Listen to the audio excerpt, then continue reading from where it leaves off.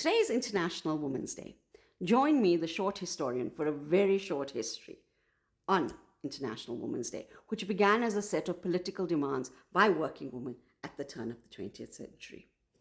For thousands of years, women have been struggling for power, dignity, and autonomy. In ancient Rome, women struggled for property rights. In the medieval period, women formed guilds so that they could protect their labor as well as their community. But at the turn of the 20th century, the formation and coming together of industrial capitalism leads to the formation and the beginning of what's known as the modern women's movement. For the first time, millions of women across the world enter into wage labor, whether it's on the factory floor or whether it's in domestic work. They work long hours and for low wage. At the same time, they also still carry the burden of unpaid labor at home, which is longer hours and no wage. In 1908, garment workers in New York go on strike.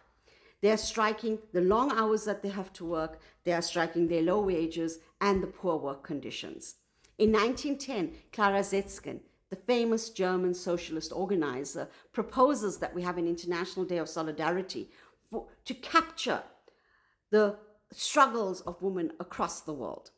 In 1913, in the Free State, what's now the Free State, was then the Orange Free State in South Africa, Black women lead a protest against the pass laws that limits their movement in South African society and is part of the racial capitalistic system of exploitation that is in place.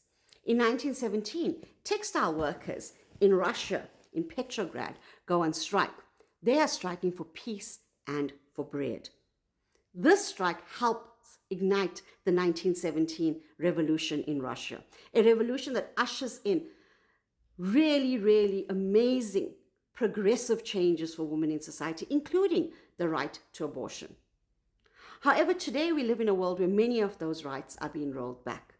And I think today, as we are celebrating and commemorating International Women's Day, it'll do us well in this world of war led by big men with small ideas on what it is we can really do and what should truly be the focus of a day like this for us.